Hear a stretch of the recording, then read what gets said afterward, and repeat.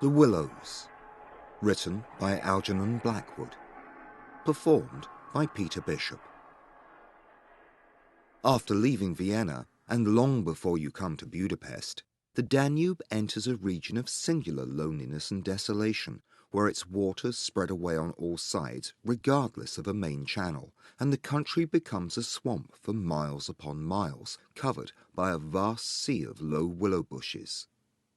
On the big maps, this deserted area is painted in a fluffy blue, growing fainter in colour as it leaves the banks, and across it may be seen in large, straggling letters the word Sumpfer, meaning marshes. In high flood, this great acreage of sand, shingle beds, and willow-grown islands is almost topped by the water, but in normal seasons the bushes bend and rustle in the free winds, showing their silver leaves to the sunshine in an ever-moving plain of bewildering beauty. These willows never attain to the dignity of trees.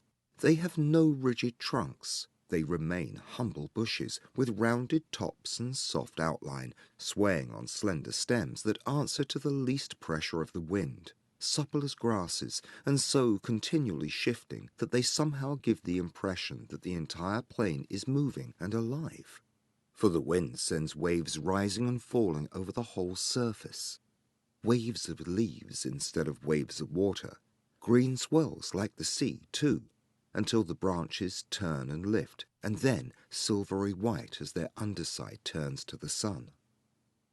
Happy to slip beyond the control of the stern banks, the Danube here wanders about at will among the intricate network of channels intersecting the islands everywhere, with broad avenues down which the waters pour with a shouting sound, making whirlpools, eddies, and foaming rapids, tearing at the sandy banks, carrying away masses of shore and willow clumps, and forming new islands innumerably, which shift daily in size and shape, and possess at best an impertinent life, since the flood time obliterates their very existence. Properly speaking, this fascinating part of the river's life begins soon after leaving Pressburg, and we, in our Canadian canoe, with gypsy tent and frying pan on board, reached it on the crest of a rising flood about mid-July. That very same morning, when the sky was reddening before sunrise, we had slipped swiftly through the still sleeping Vienna, leaving it a couple of hours later a mere patch of smoke against the blue hills of the Wienerwald on the horizon. We had breakfasted below Fischermund under a grove of birch trees roaring in the wind, and had then swept on the tearing current past Orth, Hainburg, Petronell, the old Roman Carnuntum of Marcus Aurelius, and so under the frowning heights of Thelsen on a spur of the Carpathians, where the march steals in quietly from the left, and the frontier is crossed between Austria and Hungary. Racing along at 12 kilometers an hour soon took us well into Hungary, and the muddy waters, sure sign of flood, sent us aground on many a shingle bed, and twisted us like a cork in many a sudden belching whirlpool before the towers of Pressburg, Hungarian Pozsony, showed against the sky. And then the canoe, leaping like a spirited horse, flew at top speed under the grey walls, negotiated safely the sunken chain of the Flagenderbrücke ferry, turned the corner sharply to the left, and plunged on yellow foam into the wilderness of islands, sandbanks, and swampland beyond. The land of the Willows. The change came suddenly, as when a series of bioscope pictures snaps down on the streets of a town and shifts without warning into the scenery of a lake or forest. We entered the land of desolation on wings, and in less than half an hour there was neither boat nor fishing hut nor red roof nor any single sign of human habitation and civilization within sight. The sense of remoteness from the world of humankind, the utter isolation, the fascination of this singular world of willows, winds, and waters instantly laid its spell upon us both, so that we allowed laughingly to one another that we ought by rights to have held some special kind of passport to admit us, and that we had, somewhat audaciously, come without asking leave into a special little kingdom of wonder and magic, a kingdom that was reserved for the use of others who had a right to it, with everywhere unwritten warnings to trespassers for those who had the imagination to discover them. Though still early in the afternoon, the ceaseless buffetings of the most tempestuous wind made us feel weary, and we at once began casting about for a suitable camping ground for the night. But the bewildering character of the islands made landing difficult. The swirling flood carried us inshore and then swept us out again. The willow branches tore our hands as we seized them to stop the canoe, and we pulled many a yard of sandy bank into the water before at length we shot with a great sideways blow from the wind into a backwater and managed to beach the bows in a cloud of spray. Then we lay panting and laughing after our exertions on the hot yellow sand, sheltering from the wind, and in the full blaze of a scorching sun, a cloudless blue sky above, and an immense army of dancing, shouting willow bushes closing in from all sides, shining with spray and clapping their 1,000 little hands as though to applaud the success of our efforts. "What a river!" I said to my companion, thinking of all the way we had travelled from the source in the Black Forest, and how he had often been obliged to wade and push in the upper shallows at the beginning of June. "Won't stand much nonsense now, will it?" he said, pulling the canoe a little farther into safety up the sand, and then composing himself for a nap. I lay by his side, happy and peaceful in the bath of the elements. Water, wind, sand, and the great fire of the sun, thinking of the long journey that lay behind us, and of the great stretch before us to the Black Sea, and how lucky I was to have such a delightful and charming travelling companion as my friend the Swede. We had made many similar journeys together, but the Danube, more than any other river I knew, impressed us from the very beginning with its aliveness. From its tiny bubbling entry into the world among the pinewood gardens of Donaueschingen, until this moment, when it began to play the great river game of losing itself among the deserted swamps, unobserved, unrestrained. It had seemed to us like following the groan of some living creature, sleepy at first, but later developing violent desires as it became conscious of its deep soul. It rolled like some huge fluid being through all the countries we had passed, holding our little craft on its mighty shoulders, playing roughly with us sometimes, yet always friendly and well-meaning, till at length we had come inevitably to regard it as a great personage.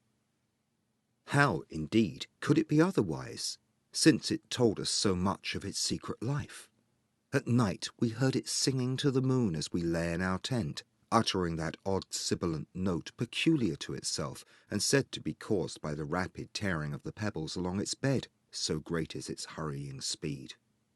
We knew, too, the voice of its gurgling whirlpools, suddenly bubbling up on a surface previously quite calm, the roar of its shallows and swift rapids, its constant steady thundering below all mere surface sounds, and that ceaseless tearing of its icy waters at the banks. How it stood up and shouted when the rains fell flat upon its face, and how its laughter roared out when the wind blew upstream and I tried to stop its growing speed. We knew all its sounds and voices, its tumblings and foamings, its unnecessary splashing against the bridges, that self-conscious chatter when there were hills to look on, the affected dignity of its speech when it passed through the little towns, far too important to laugh, and all these faint, sweet whisperings when the sun caught it fairly in some slow curve and poured down upon it till the steam rose. It was full of tricks, too.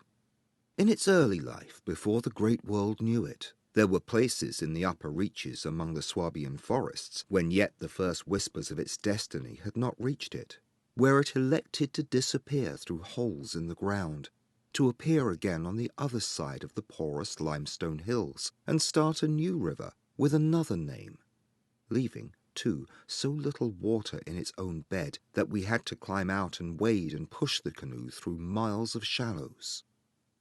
And a chief pleasure in those early days of its irresponsible youth was to lie low, like Brer Fox, just before the little turbulent tributaries came to join it from the Alps, and to refuse to acknowledge them when in, but to run for miles side by side, the dividing line well marked, the very levels different. The Danube utterly declined to recognize the newcomer. Below Passau, however, it gave up this particular trick, for there the inn comes in with a thundering power impossible to ignore, and so pushes and incommodes the parent river that there is hardly room for them in the long twisting gorge that follows, and the Danube is shoved this way and that against the cliffs, and forced to hurry itself with great waves and much dashing to and fro in order to get through in time. And during the fight, our canoe slipped down from its shoulder to its breast, and had the time of its life among the struggling waves. But the inn taught the old river a lesson, and after Passau it no longer pretended to ignore new arrivals. This was many days back, of course, and since then we had come to know other aspects of the great creature. And across the Bavarian wheat plain of Straubing she wandered so slowly under the blazing June sun that we could well imagine only the surface inches were water, while below there moved, concealed as by a silken mantle, a whole army of undines, passing silently and unseen down to the sea, and very leisurely too, lest they be discovered. Much, too, we forgave her because of her friendliness to the birds and animals that haunted the shores. Cormorants lined the banks in lonely places in rows like short black palings. Grey crows crowded the shingle beds. Storks stood fishing in the vistas of shallower water that opened up between the islands. And hawks, swans, and marsh birds of all sorts filled the air with glinting wings and singing, petulant cries. It was impossible to feel annoyed with the river's vagaries after seeing a deer leap with a splash into the water at sunrise and swim past the bows of the canoe, and often we saw fawns peering at us from the underbrush, or look straight into the brown eyes of a stag as we charged full tilt round a corner and entered another reach of the river. Foxes, too, everywhere haunted the banks, tripping daintily among the driftwood and disappearing so suddenly that it was impossible to see how they managed it. But now, after leaving Pressburg, everything changed a little, and the Danube became more serious. It ceased trifling.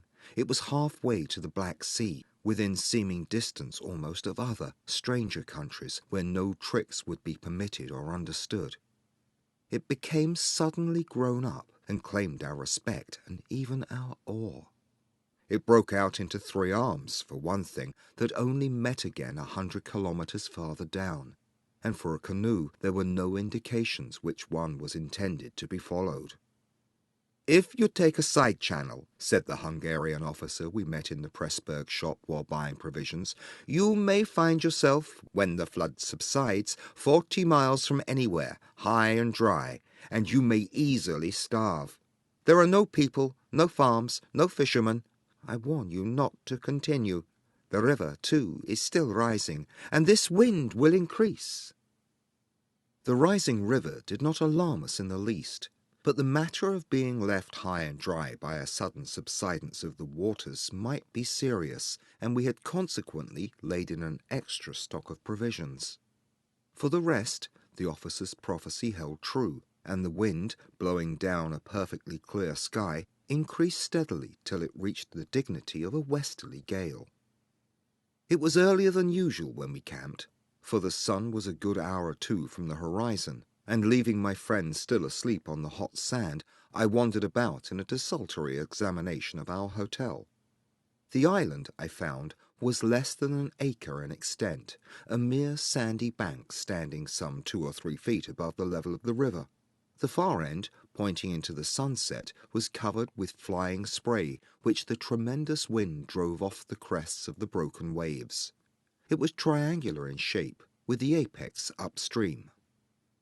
I stood there for several minutes, watching the impetuous crimson flood bearing down with a shouting roar, dashing in waves against the bank as though to sweep it bodily away, and then swirling by in 2 foaming streams on either side. The ground seemed to shake with the shock and rush, while the furious movement of the willow bushes as the wind poured over them increased the curious illusion that the island itself actually moved. Above, for a mile or two, I could see the great river descending upon me. It was like looking up the slope of a sliding hill, white with foam, and leaping up everywhere to show itself to the sun. The rest of the island was too thickly grown with willows to make walking pleasant, but I made the tour nevertheless. From the lower end the light, of course, changed, and the river looked dark and angry. Only the backs of the flying waves were visible, streaked with foam, and pushed forcibly by the great puffs of wind that fell upon them from behind. For a short mile it was visible, pouring in and out among the islands, and then disappearing with a huge sweep into the willows, which closed about it like a herd of monstrous antediluvian creatures crowding down to drink. They made me think of gigantic sponge-like growths that sucked the river up into themselves. They caused it to vanish from sight. They herded there together in such overpowering numbers.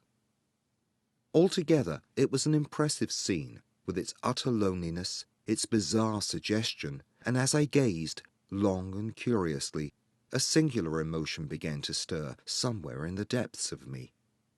Midway in my delight of the wild beauty, there crept, unbidden and unexplained, a curious feeling of disquietude, almost of alarm. A rising river, perhaps, always suggests something of the ominous. Many of the little islands I saw before me would probably have been swept away by the morning. This resistless, thundering flood of water touched the sense of awe. Yet I was aware that my uneasiness lay deeper far than the emotions of awe and wonder. It was not that I felt, nor had it directly to do with the power of the driving wind, this shouting hurricane that might almost carry up a few acres of willows into the air and scatter them like so much chaff over the landscape. The wind was simply enjoying itself, for nothing rose out of the flat landscape to stop it, and I was conscious of sharing its great game with a kind of pleasurable excitement. Yet this novel emotion had nothing to do with the wind. Indeed, so vague was the sense of distress I experienced that it was impossible to trace it to its source and deal with it accordingly, though I was aware somehow that it had to do with my realization of our utter insignificance before this unrestrained power of the elements about me. This huge-grown river had something to do with it too, a vague, unpleasant idea that we had somehow trifled with these great elemental forces in whose power we lay helpless every hour of the day and night. For here, indeed, they were gigantically at play together, and the sight appealed to the imagination. But my emotion, so far as I could understand it, seemed to attach itself more particularly to the willow bushes, to these acres and acres of willows, crowding, so thickly growing there, swarming everywhere the eye could reach, pressing upon the river as though to suffocate it, standing in dense array, mile after mile beneath the sky, watching, waiting, listening, and, apart quite from the elements, the willows connected themselves subtly with my malaise, attacking the mind insidiously somehow by reason of their vast numbers, and contriving in some way or other to represent to the imagination a new and mighty power, a power, moreover, not altogether friendly to us. Great revelations of nature, of course, never fail to impress in one way or another, and I was no stranger to moods of this kind. Mountains overawe, and oceans terrify, while the mystery of great forests exercises a spell peculiarly its own. But all of these, at one point or another, somewhere link on intimately with human life and human experience. They stir comprehensible, even if alarming, emotions. They tend on the whole to exalt. With this multitude of willows, however, it was something far different I felt. Some essence emanated from them that besieged the heart. A sense of awe awakened, true, but of awe touched somewhere by a vague terror. Their serried ranks, growing everywhere darker about me as the shadows deepened, moving furiously yet softly in the wind, woke in me the curious and unwelcome suggestion that we had trespassed here upon the borders of an alien world, a world where we were intruders, a world where we were not wanted or invited to remain. where we ran grave risks, perhaps. The feeling, however, though it refused to yield its meaning entirely to analysis, did not at the time trouble me by passing into menace. Yet it never left me quite, even during the very practical business of putting up the tent in a hurricane of wind and building a fire for the stew pot. It remained just enough to bother and perplex, and to rob a most delightful camping ground of a good portion of its charm. To my companion, however, I said nothing, for he was a man I considered devoid of imagination. In the first place, I could never have explained to him what I meant, and in the second, he would have laughed stupidly at me if I had. There was a slight depression in the centre of the island, and here we pitched the tent. The surrounding willows broke the wind a bit. "A poor camp," observed the imperturbable Swede, when at last the tent stood upright. "No stones and precious little firewood. I'm for moving on early tomorrow, eh? This sand won't hold anything." But the experience of a collapsing tent at midnight had taught us many devices, and we made this cosy gypsy house as safe as possible, and then set about collecting a store of wood to last till bedtime. Willow bushes dropped no branches, and driftwood was our only source of supply. We hunted the shores pretty thoroughly. Everywhere the banks were crumbling as the rising flood tore at them and carried away great portions with a splash and a gurgle. "The island's much smaller than when we landed," said the accurate Swede. "It won't last long at this rate. We'd better drag the canoe close to the tent, and be ready to start at a moment's notice. I shall sleep in my clothes." He was a little distance off, climbing along the bank. I heard his rather jolly laugh as he spoke. "By Jove!" I heard him call a moment later, and turned to see what had caused his exclamation. But for the moment he was hidden by the willows, and I could not find him.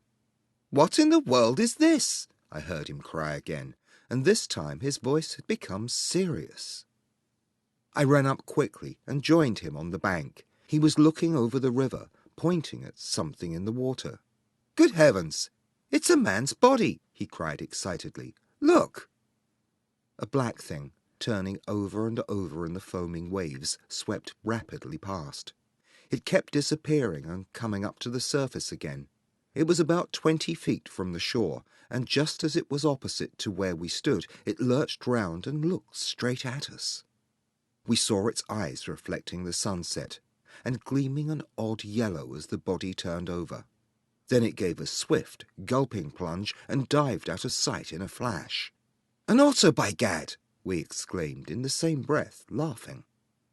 It was an otter, alive and out on the hunt. Yet it had looked exactly like the body of a drowned man turning helplessly in the current. Far below it came to the surface once again, and we saw its black skin, wet and shining in the sunlight. Then, too, just as we turned back, our arms full of driftwood, another thing happened to recall us to the river bank.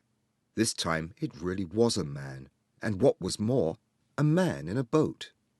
Now a small boat on the Danube was an unusual sight at any time, but here in this deserted region, and at flood time, it was so unexpected as to constitute a real event. We stood and stared. Whether it was due to the slanting sunlight or the refraction from the wonderfully illumined water, I cannot say, but, whatever the cause, I found it difficult to focus my sight properly upon the flying apparition. It seemed, however, to be a man standing upright in a sort of flat-bottomed boat, steering with a long oar, and being carried down the opposite shore at a tremendous pace. He apparently was looking across in our direction, but the distance was too great and the light too uncertain for us to make out very plainly what he was about. It seemed to me that he was gesticulating and making signs at us. His voice came across the water to us, shouting something furiously, but the wind drowned it, so that no single word was audible. There was something curious about the whole appearance. Man, boat, signs, voice, that made an impression on me out of all proportion to its cause. "He's crossing himself!" I cried. "Look! He's making the sign of the cross!" "I believe you're right," the Swede said, shading his eyes with his hand and watching the man out of sight. He seemed to be gone in a moment, melting away down there into the sea of willows where the sun caught them in the bend of the river and turned them into a great crimson wall of beauty. Mist, too, had begun to rise, so that the air was hazy. "But what in the world is he doing at nightfall on this flooded river?" I said, half to myself. "Where is he going at such a time? And what did he mean by his signs and shouting? Do you think he wished to warn us about something?" "He saw our smoke and thought we were spirits, probably," laughed my companion. "These Hungarians believe in all sorts of things. You remember the shopwoman at Pressburg warning us that no one ever landed here because it belonged to some sort of beings outside man's world? I suppose they believe in fairies and elementals, possibly demons too. That peasant in the boat saw people on the island for the first time in his life," he added, after a slight pause, "and it scared him. That's all." The Swede's tone of voice was not convincing, and his manner lacked something that was usually there. I noted the change instantly while he talked, though without being able to label it precisely. "If they had enough imagination," I laughed loudly. I remember trying to make as much noise as I could. "They might well people a place like this with the old gods of antiquity. The Romans must have haunted all this region more or less, with their shrines and sacred groves and elemental deities." The subject was dropped and we returned to our stew-pot, for my friend was not given to imaginative conversation as a rule. Moreover, just then I remember feeling distinctly glad that he was not imaginative. His stolid, practical nature suddenly seemed to me welcome and comforting. It was an admirable temperament, I felt. He could steer down rapids like a Red Indian, shoot dangerous bridges and whirlpools better than any white man I ever saw in a canoe. He was a grand fellow for an adventurous trip, a tower of strength when untoward things happened. I looked at his strong face and light curly hair as he staggered along under his pile of driftwood, twice the size of mine, and I experienced a feeling of relief. Yes, I was distinctly glad just then that the Swede was what he was, and that he never made remarks that suggested more than they said. "The river's still rising, though," he added, as if following out some thoughts of his own, and dropping his load with a gasp. "This island will be under water in 2 days if it goes on." "I wish the wind would go down," I said. "I don't care a fig for the river." The flood, indeed, had no terrors for us. We could get off at 10 minutes' notice, and the more water the better we liked it. It meant an increasing current and the obliteration of the treacherous shingle beds that so often threatened to tear the bottom out of our canoe. Contrary to our expectations, the wind did not go down with the sun. It seemed to increase with the darkness, howling overhead and shaking the willows round us like straws. Curious sounds accompanied it sometimes, like the explosion of heavy guns, and it fell upon the water and the island in great flat blows of immense power. It made me think of the sounds a planet must make, could we only hear it, driving along through space. But the sky kept wholly clear of clouds, and soon after supper the full moon rose up in the east and covered the river and the plain of shouting willows with a light like the day. We lay on the sandy patch beside the fire, smoking, listening to the noises of the night round us, and talking happily of the journey we had already made, and of our plans ahead. The map lay spread in the door of the tent, but the high wind made it hard to study, and presently we lowered the curtain and extinguished the lantern. The firelight was enough to smoke and see each other's faces by, and the sparks flew about overhead like fireworks.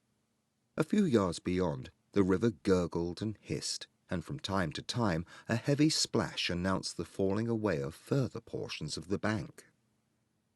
Our talk, I noticed, had to do with the faraway scenes and incidents of our first camps in the Black Forest, or of other subjects altogether remote from the present setting, for neither of us spoke of the actual moment more than was necessary, almost as though we had agreed tacitly to avoid discussion of the camp and its incidents. Neither the otter nor the boatman, for instance, received the honour of a single mention, though ordinarily these would have furnished discussion for the greater part of the evening. They were, of course, distinct events in such a place. The scarcity of wood made it a business to keep the fire going, for the wind that drove the smoke in our faces wherever we sat helped at the same time to make a forced draught. We took it in turn to make some foraging expeditions into the darkness, and the quantity the Swede brought back always made me feel that he took an absurdly long time finding it. For the fact was, I did not care much about being left alone, and yet it always seemed to be my turn to grub around among the bushes or scramble along the slippery banks in the moonlight. The long day's battle with wind and water, such wind and water, had tired us both, and an early bed was the obvious programme. Yet neither of us made the move for the tent. We lay there, tending the fire, talking in a desultory fashion, peering about us into the dense willow bushes, and listening to the thunder of wind and river. The loneliness of the place had entered our very bones, and silence seemed natural. For after a bit, the sound of our voices became a trifle unreal and forced. Whispering would have been the fitting mode of communication, I felt, and the human voice, always rather absurd amid the roar of the elements, now carried with it something almost illegitimate. It was like talking out loud in church, or in some place where it was not lawful, perhaps not quite safe, to be overheard. The eeriness of this lonely island, set among a million willows, swept by a hurricane and surrounded by hurrying deep waters, touched us both, I fancy. Untrodden by man, almost unknown to man, it lay there beneath the moon, remote from human interference, on the frontier of another world, an alien world, a world tenanted by willows only, and the soul of willows. And we, in our rashness, had dared to invade it, even to make use of it. Something more than the power of its mystery stirred in me as I lay on the sand, feet to the fire, and peered up through the leaves at the stars. For the last time, I rose to get firewood.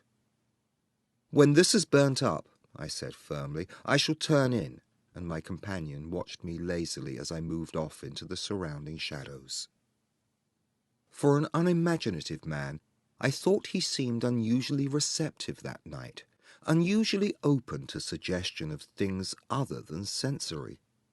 He, too, was touched by the beauty and loneliness of the place.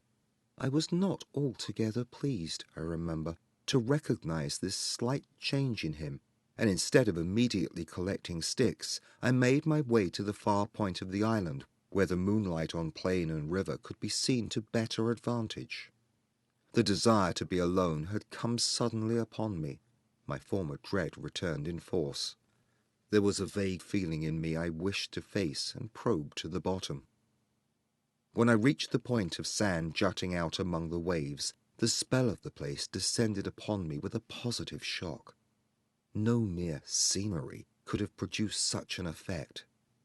There was something more here, something to alarm. I gazed across the waste of wild waters. I watched the whispering willows. I heard the ceaseless beating of the tireless wind, and, one and all, each in its own way, stirred in me this sensation of a strange distress. But the willows especially. Forever they went on chattering and talking amongst themselves, laughing a little, shrilly crying out, sometimes sighing. But what it was they made so much to do about belonged to the secret life of the great plain they inhabited, and it was utterly alien to the world I knew, or to that of the wild yet kindly elements. They made me think of a host of beings from another plane of life, another evolution altogether, perhaps all discussing a mystery known only to themselves. I watched them move busily together, oddly shaking their big bushy heads, twirling their myriad leaves even when there was no wind. They moved of their own will as though alive, and they touched, by some incalculable method, my own keen sense of the horrible. There they stood in the moonlight, like a vast army surrounding our camp, shaking their innumerable silver spears defiantly, formed, all ready for an attack. The psychology of places, for some imaginations at least, is very vivid. For the wanderer especially, camps have their note, either of welcome or rejection. At first it may not always be apparent, because the busy preparations of tent and cooking prevent, but with the first pause, after supper usually, it comes and announces itself. And the note of this willow camp now became unmistakably plain to me. We were interlopers, trespassers. We were not welcomed. The sense of unfamiliarity grew upon me as I stood there watching. We touched the frontier of a region where our presence was resented. For a night's lodging we might perhaps be tolerated, but for a prolonged and inquisitive stay, no. By all the gods of the trees and the wilderness, no. We were the first human influences upon this island, and we were not wanted. The Willows were against us. Strange thoughts like these, bizarre fancies, born I know not whence, found lodgment in my mind as I stood listening. What, I thought, if, after all, these crouching willows proved to be alive?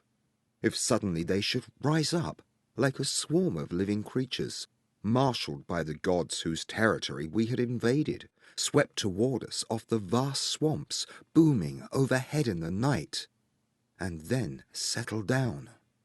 As I looked, it was so easy to imagine they actually moved, crept nearer, retreated a little, huddled together in masses, hostile, waiting for the great wind that should finally start them a-running. I could have sworn their aspect changed a little, and their ranks deepened and pressed more closely together.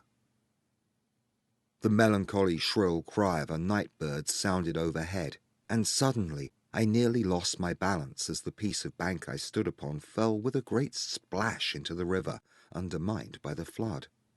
I stepped back just in time and went on hunting for firewood again, half laughing at the odd fancies that crowded so thickly in my mind and cast their spell upon me.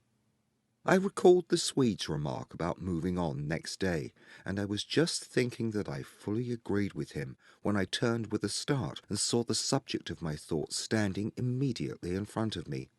He was quite close. The roar of the elements had covered his approach.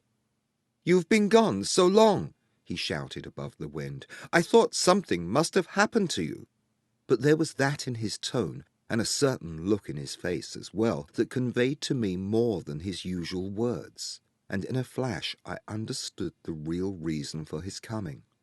It was because the spell of the place had entered his soul too, and he did not like being alone.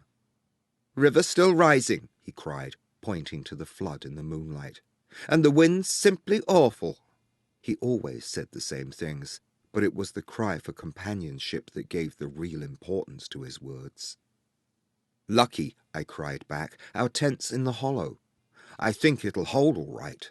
I added something about the difficulty of finding wood in order to explain my absence, but the wind caught my words and flung them across the river, so that he did not hear, but just looked at me through the branches, nodding his head. "Lucky if we get away without disaster," he shouted, or words to that effect, and I remembered feeling half angry with him for putting the thought into words, for it was exactly what I felt myself. There was disaster impending somewhere, and the sense of presentiment lay unpleasantly upon me. We went back to the fire and made a final blaze, poking it up with our feet. We took a last look round. But for the wind, the heat would have been unpleasant. I put this thought into words, and I remember my friend's reply struck me oddly, that he would rather have the heat, the ordinary July weather, than this diabolical wind. Everything was snug for the night. The canoe lying turned over beside the tent, with both yellow paddles beneath her, the provision sack hanging from a willow stem, and the washed-up dishes removed to a safe distance from the fire, all ready for the morning meal. We smothered the embers of the fire with sand and then turned in. The flap of the tent door was up, and I saw the branches and the stars and the white moonlight. The shaking willows and the heavy buffeting of the wind against our taut little house were the last things I remembered as sleep came down and covered us all with its soft and delicious forgetfulness. Suddenly I found myself lying awake, peering from my sandy mattress through the door of the tent. I looked at my watch pinned against the canvas, and saw by the bright moonlight that it was past 12 o'clock, the threshold of a new day, and I had therefore slept a couple of hours. The Swede was asleep still beside me. The wind howled as before. Something plucked at my heart and made me feel afraid. There was a sense of disturbance in my immediate neighborhood. I sat up quickly and looked out. The trees were swaying violently to and fro as the gusts smote them, but our little bit of green canvas lay snugly safe in the hollow, for the wind passed over it without meeting enough resistance to make it vicious. The feeling of disquietude did not pass, however, and I crawled quietly out of the tent to see if our belongings were safe. I moved carefully so as not to waken my companion. A curious excitement was on me. I was halfway out, kneeling on all fours, when my eye first took in that the tops of the bushes opposite, with their moving tracery of leaves, made shapes against the sky. I sat back on my haunches and stared. It was incredible, surely, but there, opposite and slightly above me, were shapes of some indeterminate sort among the willows, and as the branches swayed in the wind, they seemed to group themselves about these shapes, forming a series of monstrous outlines that shifted rapidly beneath the moon. Close, about 50 feet in front of me, I saw these things.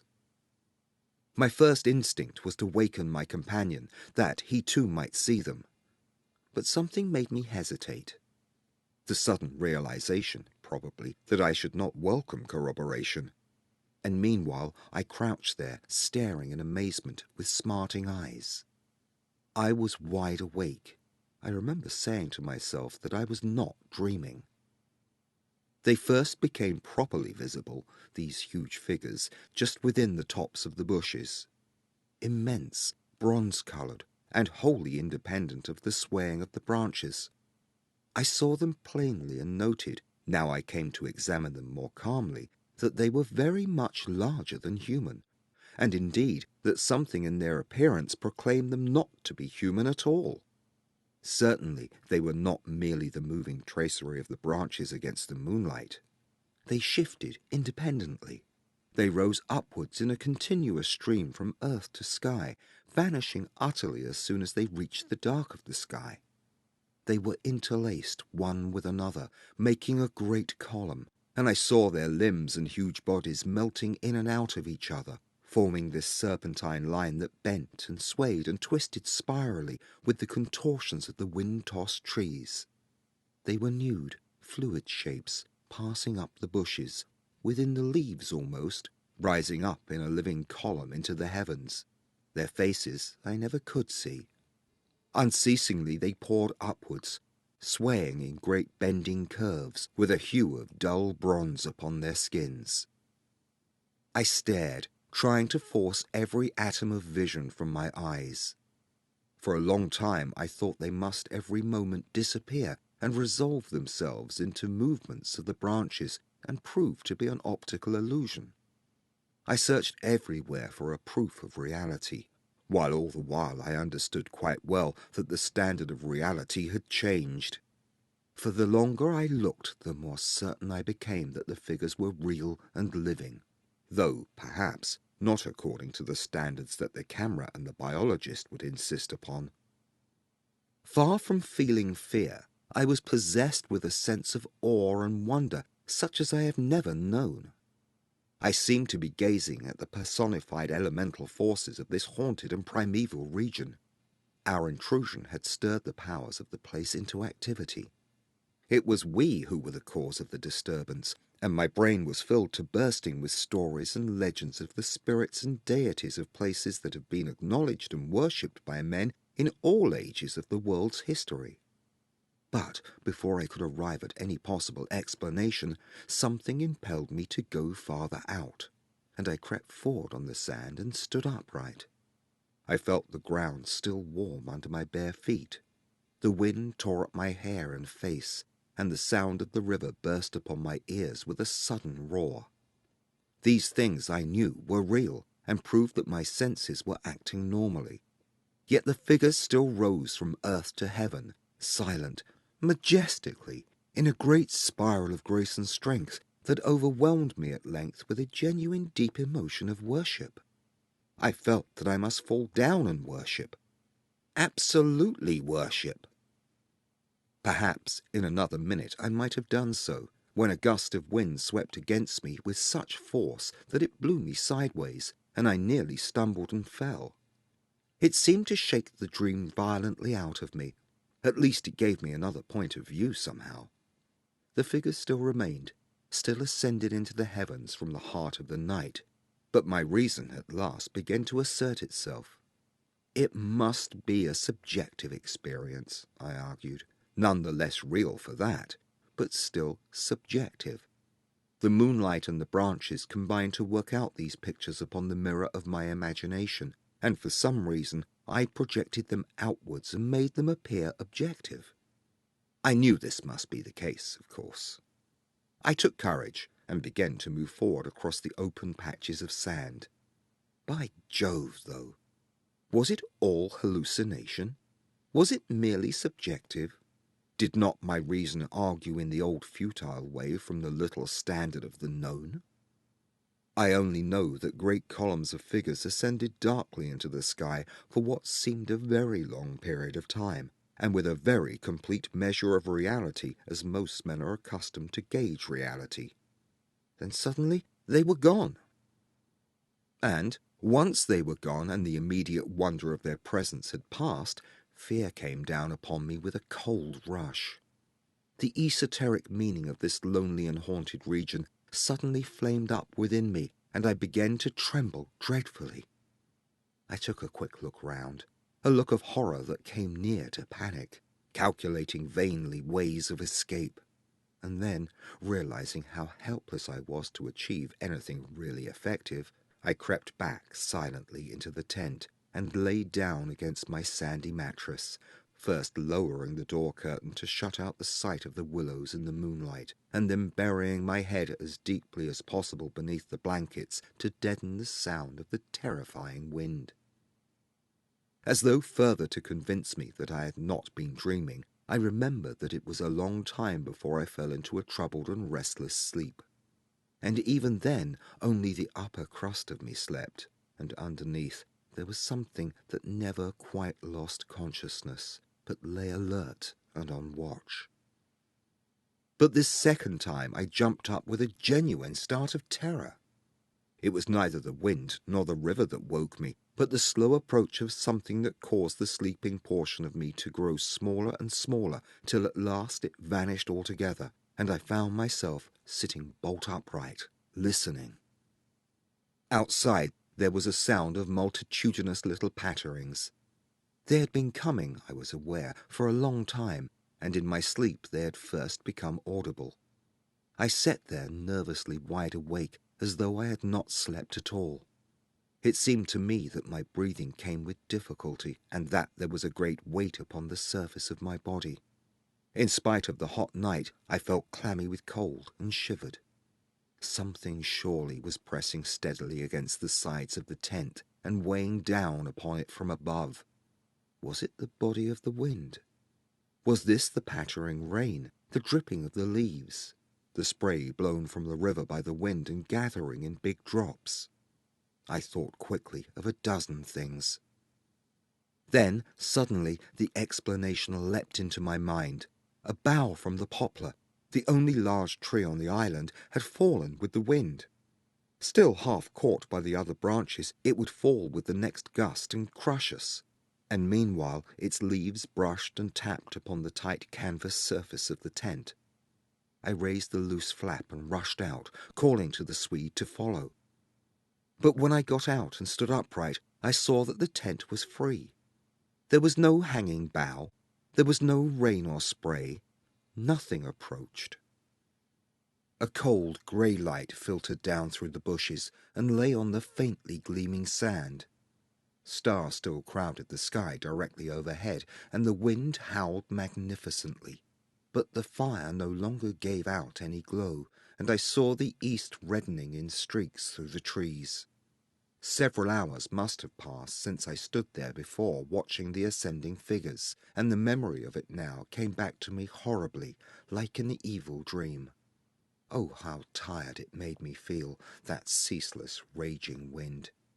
Yet, though the deep lassitude of a sleepless night was on me, my nerves were tingling with the activity of an equally tireless apprehension, and all idea of repose was out of the question. The river, I saw, had risen further. Its thunder filled the air, and a fine spray made itself felt through my thin sleeping shirt. Yet nowhere did I discover the slightest evidence of anything to cause alarm. This deep, prolonged disturbance in my heart remained wholly unaccounted for. My companion had not stirred when I called him, and there was no need to waken him now. I looked about me carefully, noting everything. The turned-over canoe, the yellow paddles, 2 of them, I'm certain, the provision sack and the extra lantern hanging together from the tree, and, crowding everywhere about me, enveloping all, the willows. Those endless, shaking willows. A bird uttered its morning cry, and a string of duck passed with whirring flight overhead in the twilight. The sand whirled dry and stinging about my bare feet in the wind. I walked round the tent, and then went back out a little way into the bush, so that I could see across the river to the farthest landscape, and the same profound yet indefinable emotion of distress seized upon me again as I saw the indeterminable sea of bushes stretching to the horizon, looking ghostly and unreal in the wan light of dawn. I walked softly here and there, still puzzling over the odd sound of infinite pattering, and of that pressure upon the tent that had wakened me.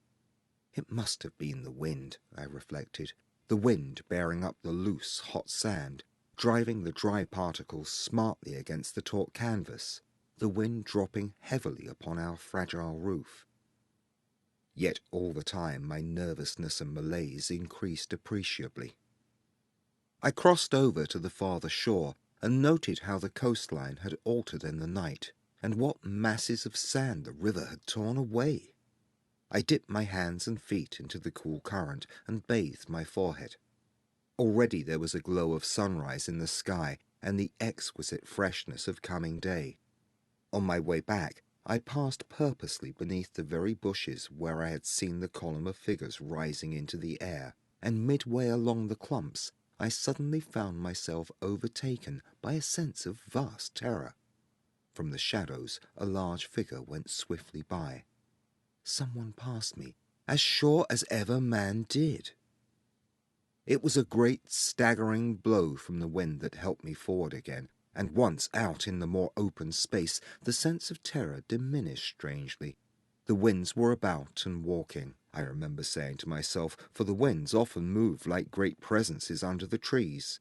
And although the fear that hovered about me was such an unknown and immense kind of fear, so unlike anything I had ever felt before, that it woke a sense of awe and wonder in me that did much to counteract its worst effects.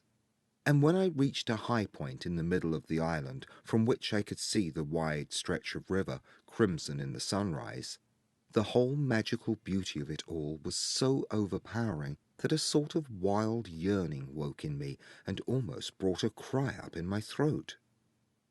But this cry found no expression, for as my eyes wandered from the plain below to the island round me and noted our little tent half hidden among the willows, a dreadful discovery leapt out at me, compared to which my terror of the walking winds seemed as nothing at all. For a change, I thought, had somehow come about in the arrangement of the landscape. It was not that my point of vantage gave me a different view, but that an alteration had apparently been effected in the relation of the tent to the willows, and of the willows to the tent. Surely the bushes now crowded much closer. unnecessarily, unpleasantly close. They had moved nearer. Creeping with silent feet over the shifting sands, drawing imperceptibly nearer by soft, unhurried movements, the willows had come closer during the night. But had the wind moved them, or had they moved of themselves? I recalled the sound of infinite small patterings and the pressure upon the tent and upon my own heart that caused me to wake in terror. I swayed for a moment in the wind like a tree, finding it hard to keep my upright position on the sandy hillock. There was a suggestion here of personal agency, of deliberate intention, of aggressive hostility, and it terrified me into a sort of rigidity. Then the reaction followed quickly. The idea was so bizarre, so absurd, that I felt inclined to laugh. But the laughter came no more readily than the cry, for the knowledge that my mind was so receptive to such dangerous imaginings brought the additional terror that it was through our minds and not through our physical bodies that the attack would come, and was coming.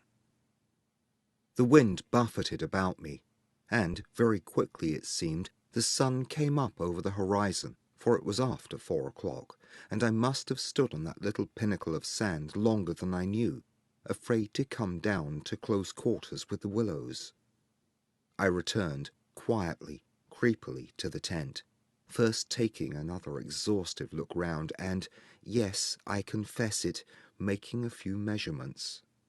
I paced out on the warm sand the distances between the willows and the tent, making a note of the shortest distance particularly. I crawled stealthily into my blankets. My companion, to all appearances, still slept soundly, and I was glad that this was so. Provided my experiences were not corroborated, I could find strength somehow to deny them, perhaps.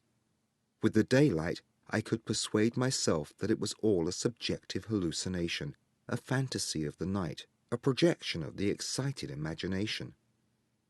Nothing further came in to disturb me, and I fell asleep almost at once, utterly exhausted, yet still in dread of hearing again that weird sound of multitudinous pattering, or of feeling the pressure upon my heart that had made it difficult to breathe. The sun was high in the heavens when my companion woke me from a heavy sleep and announced that the porridge was cooked and there was just time to bathe. The grateful smell of frizzling bacon entered the tent door. "River still rising," he said, "and several islands out in midstream have disappeared altogether.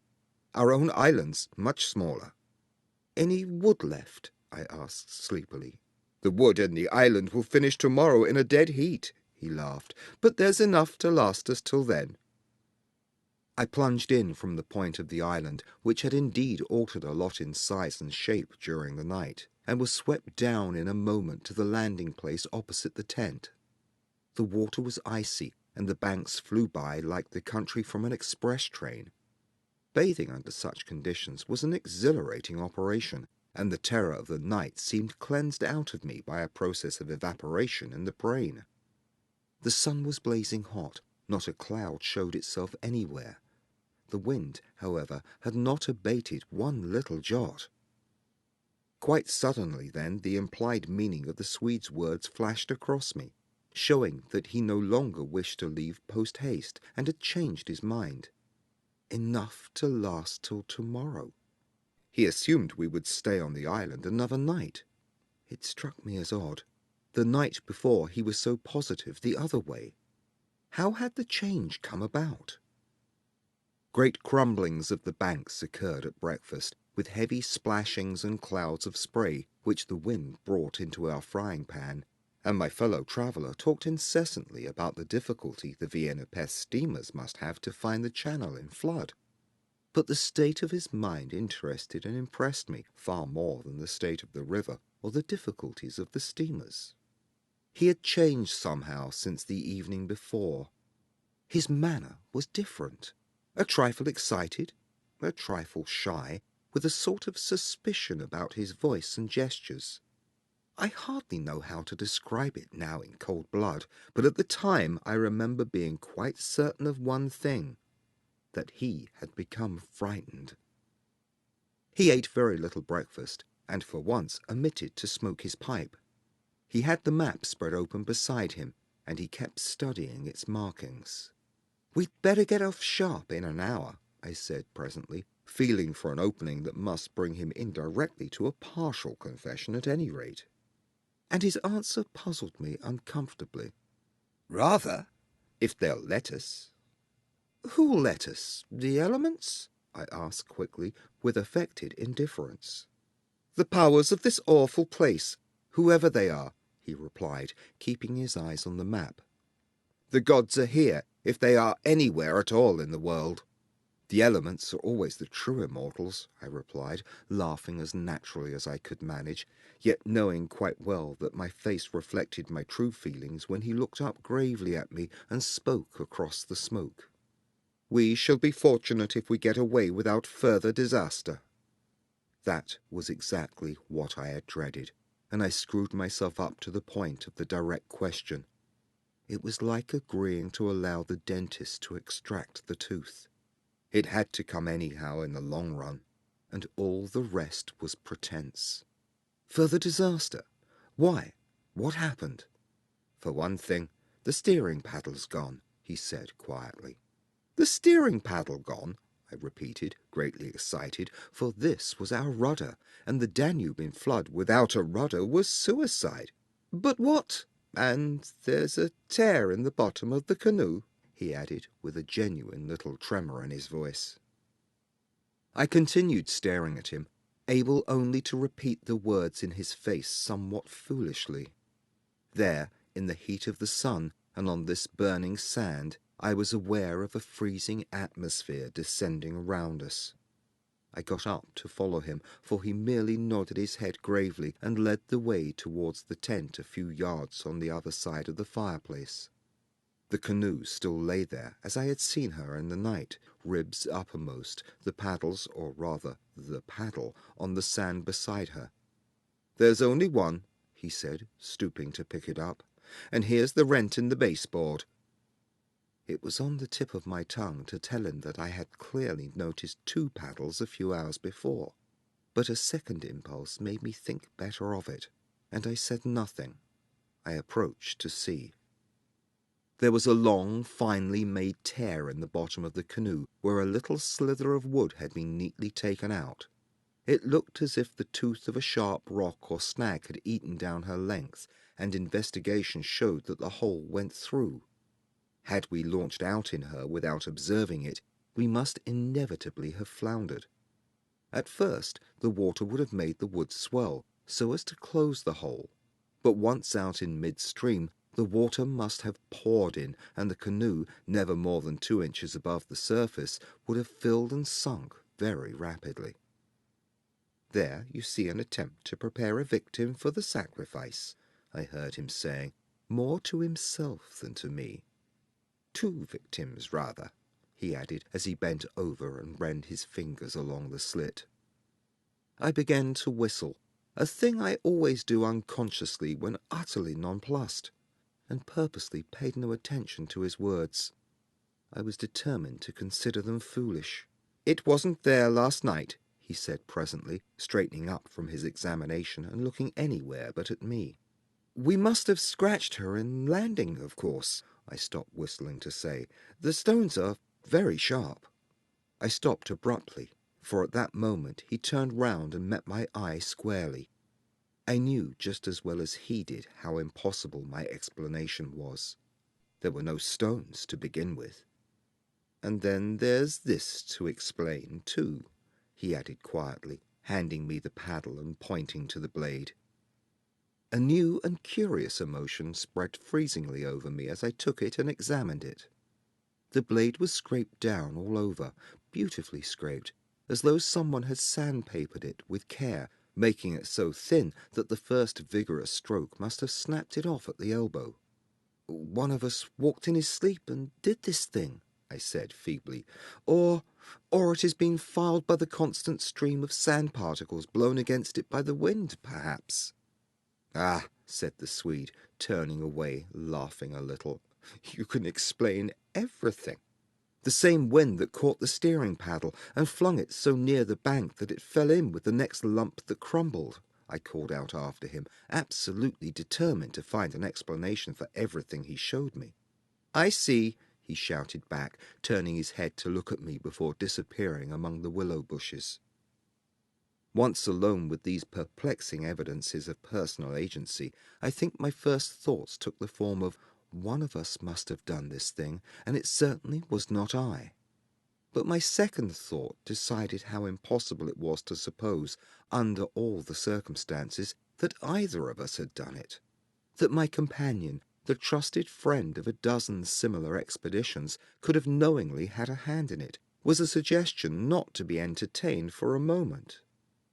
Equally absurd seemed the explanation that this imperturbable and densely practical nature had suddenly become insane and was busied with insane purposes. Yet the fact remained that what disturbed me most and kept my fear actively alive even in this blaze of sunshine and wild beauty was the clear certainty that some curious alteration had come about in his mind, that he was nervous, timid, suspicious, aware of goings-on he did not speak about, watching a series of secret and hitherto unmentionable events, waiting, in a word, for a climax that he expected, and, I thought, expected very soon. This grew up in my mind intuitively. I hardly knew how. I made a hurried examination of the tent and its surroundings, but the measurements of the night remained the same. There were deep hollows formed in the sand I now noticed for the first time, basin-shaped and of various depths and sizes, varying from that of a teacup to a large bowl. The wind, no doubt, was responsible for these miniature craters, just as it was for lifting the paddle and tossing it towards the water. The rent in the canoe was the only thing that seemed quite inexplicable, and, after all, it was conceivable that a sharp point had caught it when we landed. The examination I made of the shore did not assist this theory, but all the same I clung to it with that diminishing portion of my intelligence which I called my reason. An explanation of some kind was an absolute necessity, just as some working explanation of the universe is necessary, however absurd, to the happiness of every individual who seeks to do his duty in the world and face the problems of life. The simile seemed to me at the time an exact parallel. I at once set the pitch melting, and presently the Swede joined me at the work, though under the best conditions in the world the canoe could not be safe for travelling till the following day. I drew his attention casually to the hollows in the sand. "Yes," he said, "I know. They are all over the island. But you can explain them, no doubt." "Wind, of course," I answered without hesitation. "Have you ever watched those little whirlwinds in the street that twist and twirl everything into a circle? The sand's loose enough to yield, that's all." He made no reply, and we worked on in silence for a bit. I watched him surreptitiously all the time, and I had an idea he was watching me. He seemed, too, to be always listening attentively to something I could not hear, or perhaps for something that he expected to hear, for he kept turning about and staring into the bushes, and up into the sky, and out across the water where it was visible through the openings among the willows. Sometimes he even put his hand to his ear and held it there for several minutes.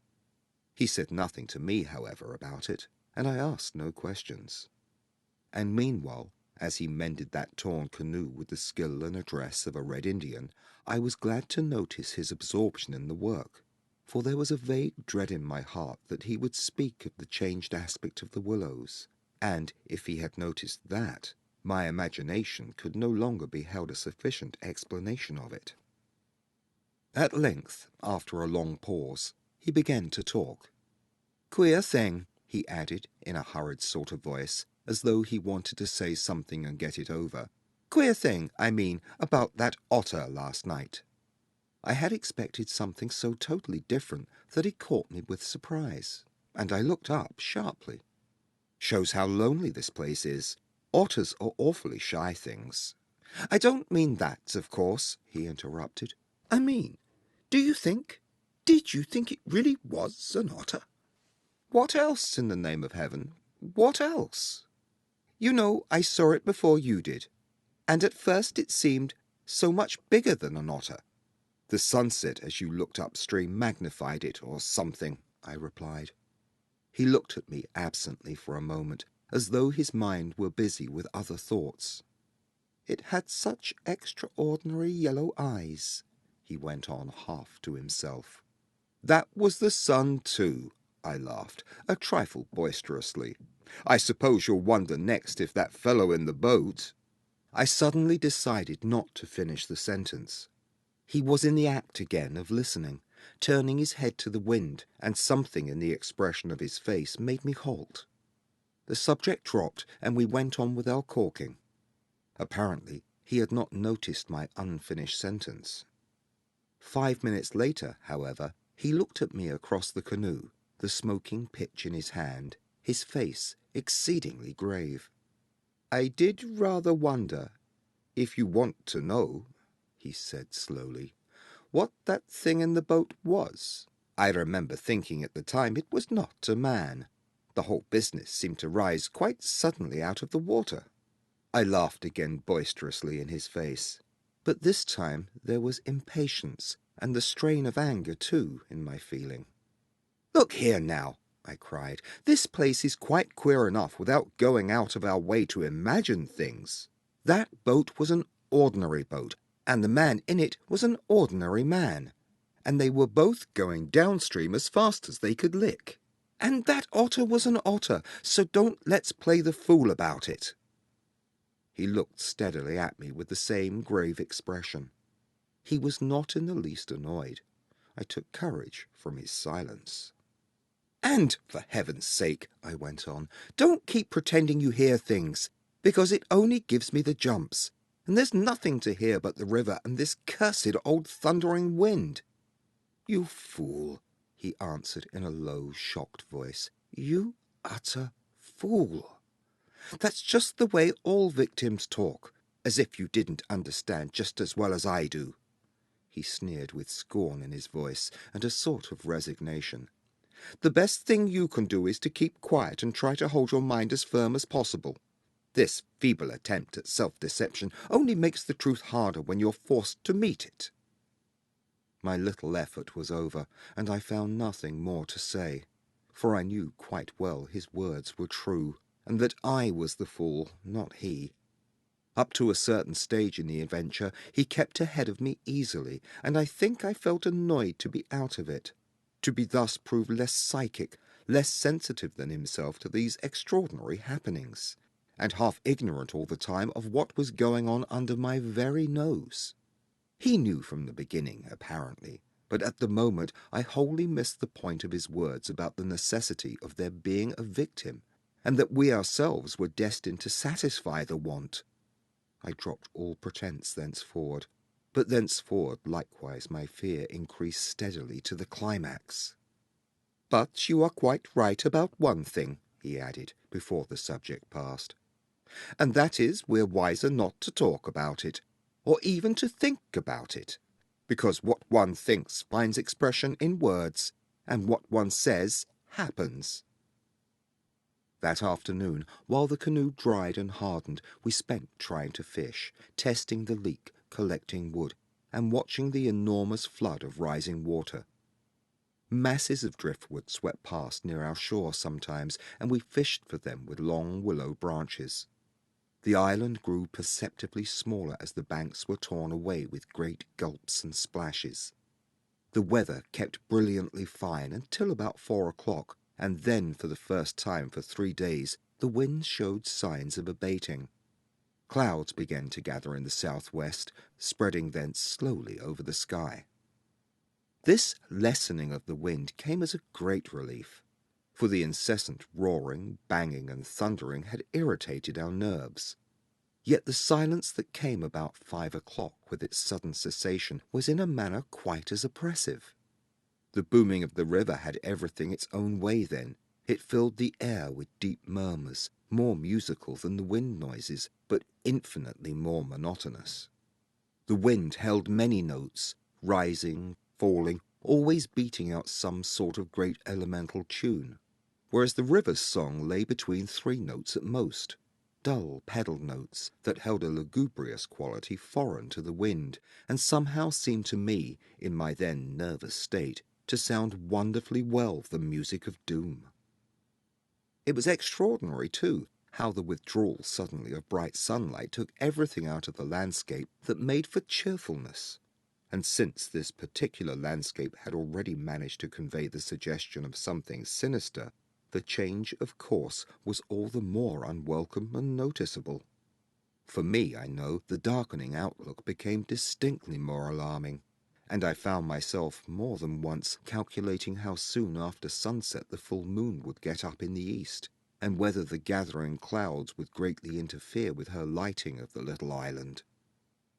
With this general hush of the wind, though it still indulged in occasional brief gusts, the river seemed to me to grow blacker, the willows to stand more densely together. The latter, too, kept up a sort of independent movement of their own, rustling among themselves when no wind stirred, and shaking oddly from the roots upwards. When common objects in this way become charged with the suggestion of horror, they stimulate the imagination far more than things of unusual appearance. And these bushes, crowding huddled around us, assumed for me in the darkness a bizarre grotesquerie of appearance that lent to them somehow the aspect of purposeful and living creatures. Their very ordinariness, I felt, masked what was malignant and hostile to us. The forces of the region drew nearer with the coming of night. They were focusing upon our island, and more particularly upon ourselves. For thus, somehow, in the terms of the imagination, did my really indescribable sensations in this extraordinary place present themselves. I had slept a good deal in the early afternoon, and had thus recovered somewhat from the exhaustion of a disturbed night. But this only served apparently to render me more susceptible than before to the obsessing spell of the haunting. I fought against it, laughing at my feelings as absurd and childish, with very obvious psychological explanations. Yet, in spite of my effort, they gained in strength upon me, so that I dreaded the night as a child lost in a forest must dread the approach of darkness. The canoe we had carefully covered with a waterproof sheet during the day, and the one remaining paddle had been securely tied by the Swede to the base of a tree, lest the wind should rob us of that too. From 5 o'clock onwards I busied myself with the stew pot and preparations for dinner, it being my turn to cook that night. We had potatoes, onions, bits of bacon fat to add flavour, and a general thick residue from former stews at the bottom of the pot. With black bread broken up into the result, it was most excellent, and it was followed by a stew of plums with sugar and a brew of strong tea with dried milk. A good pile of wood lay close at hand, and the absence of wind made my duties easy. My companion sat lazily watching me, dividing his attention between cleaning his pipe and giving useless advice, an admitted privilege of the off-duty man. He had been very quiet all afternoon, engaged in recalking the canoe, strengthening the tent ropes, and fishing for driftwood while I slept. No more talk about undesirable things had passed between us, and I think his only remarks had to do with the gradual destruction of the island, which, he declared, was not fully a third smaller than when we first landed. The pot had just begun to bubble when I heard his voice calling to me from the bank, where he had wandered away without my noticing. I ran up. "Come and listen," he said, "and see what you make of it." He held his hand cupwise to his ear, as so often before. "Now do you hear anything?" he asked, watching me curiously. We stood there, listening attentively together. At first I heard only the deep note of the water and the hissings rising from its turbulent surface. The willows, for once, were motionless and silent. Then a sound began to reach my ears faintly. A peculiar sound, something like the humming of a distant gong. It seemed to come across to us in the darkness from the vast swamps and willows opposite. It was repeated at regular intervals, but it was certainly neither the sound of a bell nor the hooting of a distant steamer. I can liken it to nothing so much as the sound of an immense gong, suspended far up in the sky, repeating incessantly its muffled metallic note, soft and musical, as it was repeatedly struck. My heart quickened as I listened. "I've heard it all day," said my companion. "While you slept this afternoon, it came all round the island. I hunted it down, but could never get near enough to see, to localize it correctly. Sometimes it was overhead, and sometimes it seemed under the water. Once or twice, too, I could have sworn it was not outside at all, but within myself. You know, the way a sound in the fourth dimension is supposed to come." I was too much puzzled to pay much attention to his words. I listened carefully, striving to associate it with any known familiar sound I could think of, but without success.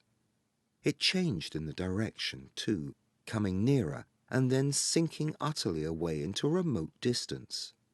I cannot say that it was ominous in quality, because to me it seemed distinctly musical, yet I must admit it set going a distressing feeling that made me wish I had never heard it. "The wind blowing in those sand funnels," I said, determined to find an explanation. "Or the bushes rubbing together after the storm, perhaps." "It comes off the whole swamp," my friend answered. "It comes from everywhere at once." He ignored my explanations. "It comes from the willow bushes somehow." "But now the wind has dropped," I objected. "The willows can hardly make a noise by themselves, can they?" His answer frightened me. First, because I had dreaded it, and secondly, because I knew intuitively it was true. "It is because the wind has dropped we now hear it. It was drowned before. It is the cry, I believe, of the—" I dashed back to my fire, warned by the sound of bubbling that the stew was in danger, but determined at the same time to escape further conversation. I was resolute, if possible, to avoid the exchanging of views. I dreaded, too, that he would begin about the gods, or the elemental forces, or something else disquieting, and I wanted to keep myself well in hand for what might happen later. There was another night to be faced before we escaped from this distressing place, and there was no knowing yet what it might bring forth. "Come and cut up bread for the pot," I called to him, vigorously stirring the appetizing mixture. That stew-pot held sanity for us both, and the thought made me laugh. He came over slowly and took the provision sack from the tree, fumbling in its mysterious depths, and then emptying the entire contents upon the ground sheet at his feet. "Hurry up," I cried. "It's boiling." The Swede burst out into a roar of laughter that startled me. It was forced laughter, not artificial exactly, but mirthless. "There's nothing here," he shouted, holding his sides. "Bread, I mean. It's gone. There is no bread. They've taken it." I dropped the long spoon and ran up. Everything the sack had contained lay upon the ground sheet, but there was no loaf. The whole dead weight of my growing fear fell upon me and shook me. Then I burst out laughing too. It was the only thing to do, and the sound of my laughter also made me understand his. The stain of psychical pressure caused it. This explosion of unnatural laughter in both of us. It was an effort of repressed forces to seek relief. It was a temporary safety valve, and with both of us it ceased quite suddenly. "How criminally stupid of me!" I cried, still determined to be consistent and find an explanation. "I clean forgot to buy a loaf at Pressburg. That chattering woman put everything out of my head, and I must have left it lying on the counter, or—" "The oatmeal, too, is much less than it was this morning," the Swede interrupted. Why in the world need he draw attention to it? I thought angrily. "There's enough for tomorrow," I said, stirring vigorously, "and we can get lots more at Comorn or Gran. In 24 hours we shall be miles from here." "I hope so, to God," he muttered, putting the things back into the sack. "Unless we're claimed first as victims for the sacrifice," he added with a foolish laugh. He dragged the sack into the tent, for safety's sake, I suppose, and I heard him mumbling to himself, but so indistinctly that it seemed quite natural for me to ignore his words. Our meal was, beyond question, a gloomy one, and we ate it almost in silence, avoiding one another's eyes, and keeping the fire bright. Then we washed up and prepared for the night, and, once smoking, our minds unoccupied with any definite duties, the apprehension I had felt all day long became more and more acute. It was not then active fear, I think, but the very vagueness of its origin distressed me far more than if I had been able to tick it and face it squarely. The curious sound I had likened to the note of a gong now became almost incessant, and filled the stillness of the night with a faint, continuous ringing rather than a series of distinct notes. At one time it was behind, and another time in front of us. Sometimes I fancied it came from the bushes on our left, and then again from the clumps on our right. More often it hovered directly overhead, like the whirring of wings. It was really everywhere at once, behind, in front, at our sides and over our heads, completely surrounding us. The sound really defies description, but nothing within my knowledge is like that ceaseless muffled humming rising off the deserted world of swamps and willows. We sat smoking in comparative silence, the strain growing every minute greater. The worst fear of the situation seemed to me that we did not know what to expect, and could therefore make no sort of preparation by way of defence. We could anticipate nothing. My explanations made in the sunshine, moreover, now came to haunt me with their foolish and wholly unsatisfactory nature, and it was more and more clear to us that some kind of plain talk with my companion was inevitable, whether I liked it or not. After all, we had to spend the night together and sleep in the same tent side by side. I saw that I could not get along much longer without the support of his mind, and for that, of course, plain talk was imperative. As long as possible, however, I postponed this little climax, and tried to ignore or laugh at the occasional sentences he flung into the emptiness. Some of these sentences, moreover, were confoundedly disquieting to me, coming as they did to corroborate much that I felt myself. Corroboration, too, which made it so much more convincing from a totally different point of view. He composed such curious sentences, and hurled them at me in such an inconsequential sort of way, as though his main line of thought was secret to himself, and these fragments were mere bits he found it impossible to digest. He got rid of them by uttering them. Speech relieved him. It was like being sick. There are things about us, I'm sure, that make for disorder, disintegration, destruction. Our destruction, he said once, while the fire blazed between us. We've strayed out of a safe line somewhere. And another time, when the gong sounds had come nearer, ringing much louder than before and directly over our heads, he said it as though talking to himself. I don't think a gramophone would show any record of that. The sound doesn't come to me by the ears at all. The vibrations reach me in another manner altogether, and seem to be within me, which is precisely how a fourth-dimensional sound might be supposed to make itself heard. I purposely made no reply to this, but I sat up a little closer to the fire and peered about me into the darkness. The clouds were massed all over the sky, and no trace of moonlight came through. Very still, too, everything was, so that the river and the frogs had things all their own way. It has that about it, he went on, which is utterly out of common experience. It is unknown. Only one thing describes it, really.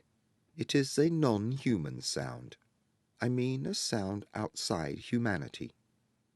Having rid himself of this indigestible morsel, he lay quiet for a time, but he had so admirably expressed my own feelings that it was a relief to have the thought out, and to have confined it by the limitation of words from dangerous wandering to and fro in the mind.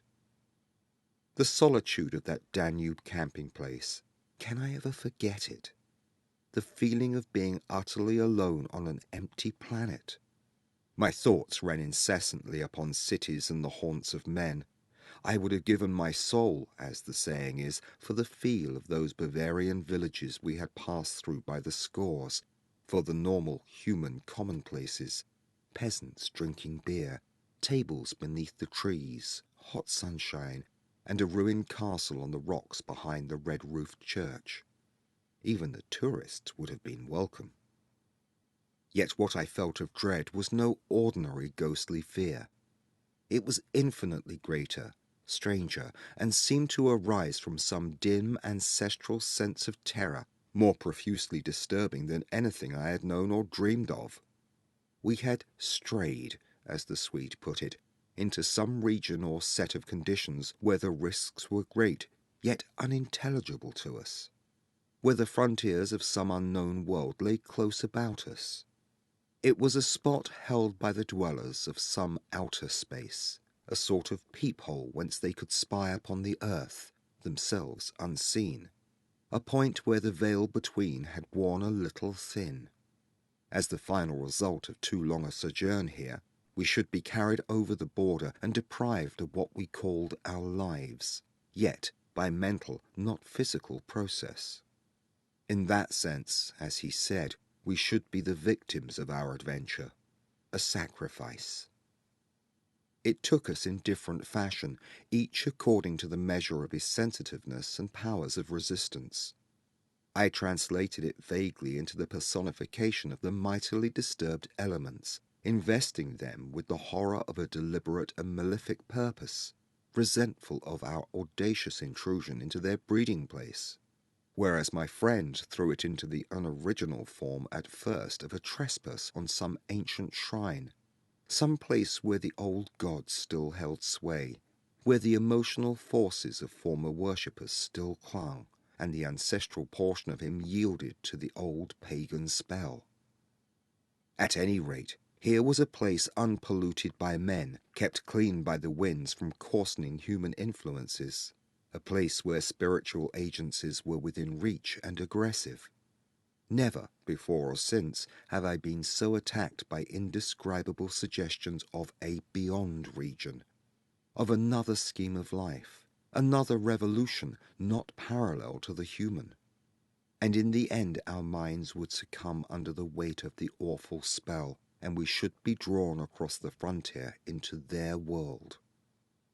Small things testified to the amazing influence of the place, and now in the silence round the fire they allowed themselves to be noted by the mind. The very atmosphere had proved itself a magnifying medium to distort every indication. The otter rolling in the current, the hurrying boatman making signs, the shifting willows, one and all had been robbed of its natural character and revealed in something of its other aspect, as it existed across the border to that other region. And this changed aspect, I felt, was now not merely to me, but to the race. The whole experience whose verge we touched was unknown to humanity at all. It was a new order of experience, and in the true sense of the word, unearthly. It's the deliberate, calculating purpose that reduces one's courage to zero, the Swede said suddenly, as if he had been actually following my thoughts.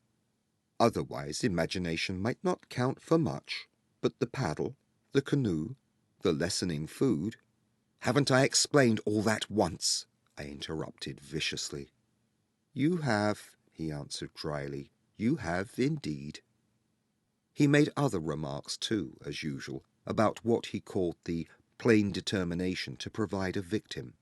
But, having now arranged my thoughts better, I recognized that this was simply a cry of his frightened soul against the knowledge that he was being attacked in a vital part, and that he would be somehow taken or destroyed. The situation called for a courage and calmness of reasoning that neither of us could compass, and I have never before been so clearly conscious of two persons in me, the one that explained everything, and the other that laughed at such foolish explanations, yet was horribly afraid. Meanwhile, in the pitchy night the fire died down and the wood-pile grew small. Neither of us moved to replenish the stock, and the darkness consequently came up very close to our faces. A few feet beyond the circle of firelight, it was inky black. Occasionally, a stray puff of wind set the willows shivering about us. But apart from this not very welcome sound, a deep and depressing silence reigned, broken only by the gurgling of the river and the humming in the air overhead. We both missed, I think, the shouting company of the winds. At length, at a moment when a stray puff prolonged itself as though the wind were about to rise again, I reached the point for me of saturation, the point where it was absolutely necessary to find relief in plain speech, or else betray myself by some hysterical extravagance that must have been far worse in its effect upon both of us. I kicked the fire into a blaze and turned to my companion abruptly. He looked up with a start. "I can't disguise it any longer," I said. "I don't like this place, and the darkness, and the noises, and the awful feelings I get. There's something here that beats me utterly. I'm in a blue funk, and that's the plain truth. If the other shore was different, I swear I'd be inclined to swim for it." The Swede's face turned very white beneath the deep tan of sun and wind. He stared straight at me and answered quietly, but his voice betrayed his huge excitement by its unnatural calmness. For the moment, at any rate, he was the strong man of the two. He was more phlegmatic, for one thing. "It's not a physical condition we can escape from by running away," he replied, in the tone of a doctor diagnosing some grave disease. "We must sit tight and wait. There are forces close here that could kill a herd of elephants in a second as easily as you or I could squash a fly. Our only chance is to keep perfectly still. Our insignificance, perhaps, may save us." I put a dozen questions into my expression of face, but found no words. It was precisely like listening to an accurate description of a disease whose symptoms had puzzled me. "I mean that so far, although aware of our disturbing presence, they have not found us. Not located us, as the Americans say," he went on. "They're blundering around like men hunting for a gas leak. The paddle and canoe and provisions prove that. I think they feel us, but cannot actually see us. We must keep our minds quiet. It's our minds they feel. We must control our thoughts, or it's all up with us." "Death, you mean?" I stammered, icy with the horror of his suggestion. "Worse by far," he said. "Death, according to one's belief, means either annihilation or release from the limitations of the senses. But it involves no change of character. You don't suddenly alter just because the body's gone. But this means a radical alteration, a complete change, a horrible loss of oneself by substitution, far worse than death, and not even annihilation. We happen to have camped in a spot where their region touches ours, where the veil between us has worn thin. Horrors! He was using my very own phrase, my actual words. So that they are aware of us being in their neighbourhood. But who are aware? I asked. I forgot the shaking of the willows in the windless calm, the humming overhead, everything except that I was waiting for an answer that I dreaded more than I can possibly explain. He lowered his voice at once to reply, leaning forward a little over the fire, an indefinable change in his face that made me avoid his eyes and look down upon the ground.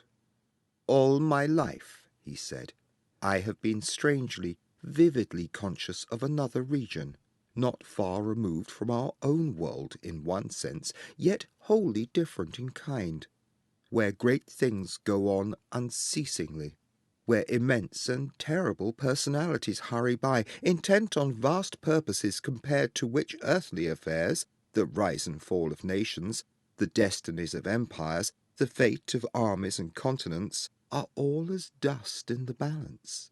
Vast purposes, I mean, that deal directly with the soul, and not indirectly with more expressions of the soul." "I suggested just now," I began, seeking to stop him, feeling as though I was face to face with a madman, but he instantly overbore me with his torrent that had to come. "You think," he said, "it is the spirit of the elements, and I thought perhaps it was the old gods. But I tell you now it is neither. These would be comprehensible entities, for they have relations with men, depending upon them for worship or sacrifice, whereas these beings who are now about us have absolutely nothing to do with mankind, and it is mere chance that their space happens just at this spot to touch our own." The mere conception, which his words somehow made so convincing, as I listened to them in the dark stillness of that lonely island, set me shaking a little all over. I found it impossible to control my movements. "And what do you propose?" I began again. "A sacrifice, a victim, might save us by distracting them until we could get away," he went on, "just as the wolves stop to devour the dogs and give the slayer another start. But I see no chance of any other victim now." I stared blankly at him. The gleam in his eye was dreadful. Presently he continued. "It's the Willows, of course. The Willows mask the others, but the others are feeling about for us. If we let our minds betray our fear, we're lost, lost utterly." He looked at me with an expression so calm, so determined, so sincere, that I no longer had any doubts as to his sanity. He was as sane as any man ever was. "If we can hold out through the night," he added, "we might get off in the daylight unnoticed, or rather undiscovered." "But you really think a sacrifice would—" That gong-like humming came down very close over our heads as I spoke, but it was my friend's scared face that really stopped my mouth. "Hush," he whispered, holding up his hand. "Do not mention them more than you can help. Do not refer to them by name. To name is to reveal. It is the inevitable clue, and our only hope lies in ignoring them, in order that they may ignore us." "Even in thought?" He was extraordinarily agitated. "Especially in thought. Our thoughts make spirals in their world. We must keep them out of our minds at all costs, if possible." I raked the fire together to prevent the darkness having everything its own way. I never longed for the sun as I longed for it then in the awful blackness of that summer night. "Were you awake all last night?" he went on suddenly. "I slept badly a little after dawn," I replied evasively, trying to follow his instructions, which I knew instinctively were true. "But the wind, of course—" "I know, but the wind won't account for all the noises." "Then you heard it too?" "The multiplying countless little footsteps I heard," he said, adding after a moment's hesitation, "and that other sound." "You mean above the tent, and the pressing down upon us of something tremendous, gigantic?" He nodded significantly. "It was like the beginning of a sort of inner suffocation," I said. "Partly, yes. It seemed to me that the weight of the atmosphere had been altered, had increased enormously, so that we should have been crushed.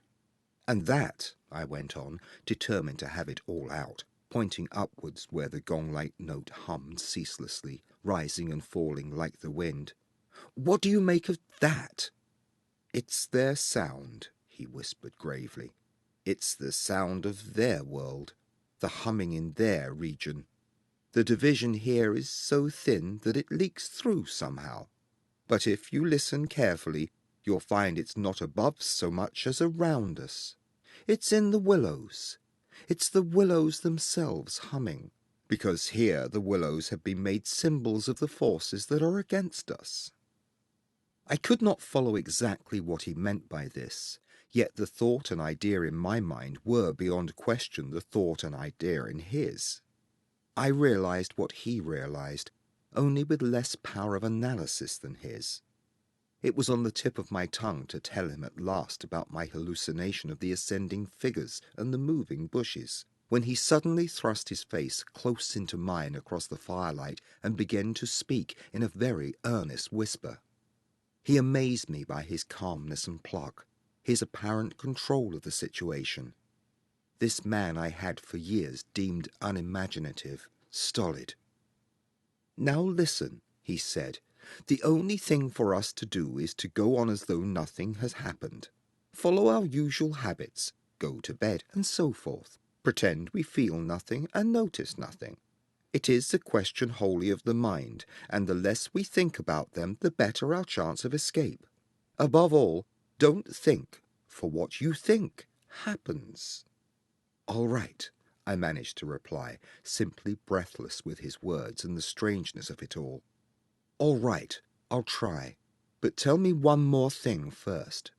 Tell me what you make of those hollows in the ground all about us, those sand funnels." "No!" he cried, forgetting to whisper in his excitement. "I dare not, simply dare not, put the thought into words. If you have not guessed, I am glad. Don't try to. They have put it into my mind. Try your hardest to prevent their putting it into yours."